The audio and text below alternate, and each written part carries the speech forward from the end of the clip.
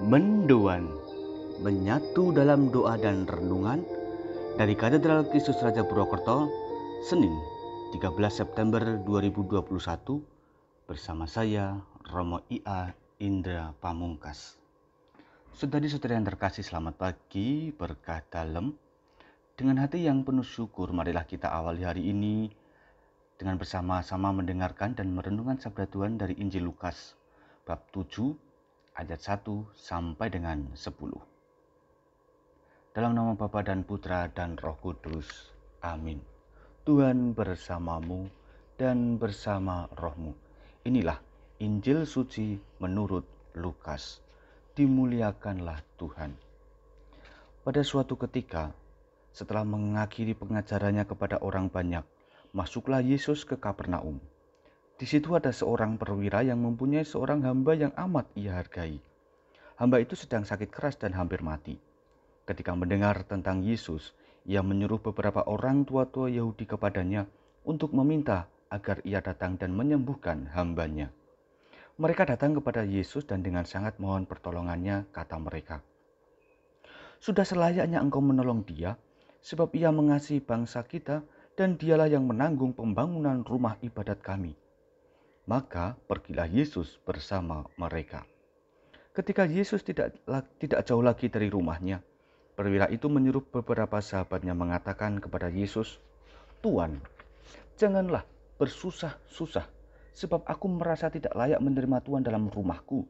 Sebab itu, aku juga merasa tidak pantas datang sendiri mendapatkan Tuhan. Namun, katakanlah sepatah kata saja, maka hambaku akan sembuh. Sebab aku pun seorang bawahan dan di bawahku ada pula prajurit. Jika aku berkata kepada salah seorang, 'Pergi,' maka ia pergi. Atau kepada yang lain, 'Datanglah,' maka ia datang. Dan jika aku berkata kepada hambaku, 'Kerjakanlah ini,' maka ia pun mengerjakannya." Mendengar hal itu, heranlah Yesus akan dia. Sambil berpaling kepada orang banyak yang mengikutinya, Yesus berkata, "Aku berkata kepadamu, di Israel pun iman sebesar itu belum pernah kujumpai." Setelah orang-orang suruhan itu kembali ke rumah, mereka mendapati hamba yang sakit itu sudah sehat kembali. Demikianlah sabda Tuhan. Terpujilah Kristus. Iman sebesar itu belum pernah kujumpai. Begitulah tanggapan Yesus terhadap keyakinan perwira Kapernaum.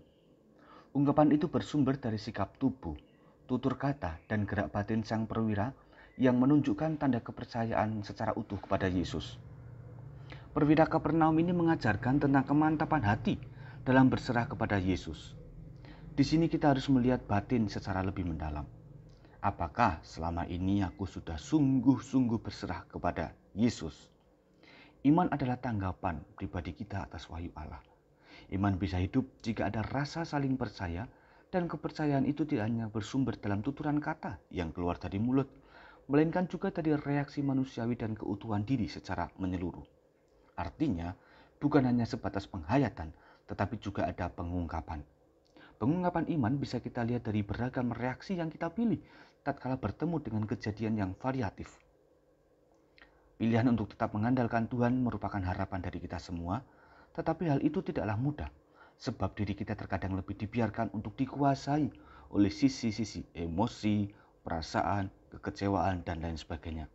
Maka saudari-saudara, mari kita belajar untuk menghayati dan mengungkapkan iman secara seimbang, agar semakin mekarlah kuat kuasa ilahi dalam jejak langkah hidup kita masing-masing. Mari kita berdoa. Allah Bapa Maha Kasih, syukur kepadamu atas berbagai rahmat yang Kau anugerahkan dalam hidup kami, sehingga banyak hal dapat kami laksanakan seturut kehendak-Mu. Kami mohon, tuntunlah kami dalam belajar menghayati dan mengungkapkan iman, agar sebagaimana perwira Kapernaum, kami dapat terus percaya akan kuasa-Mu. Utuslah Roh-Mu untuk mendayai segala aktivitas hidup kami, demi perjuangan kami mengabdi kepadamu. Nama-Mu kami puji sepanjang segala masa. Amin. Tuhan bersamamu dan bersama rohmu.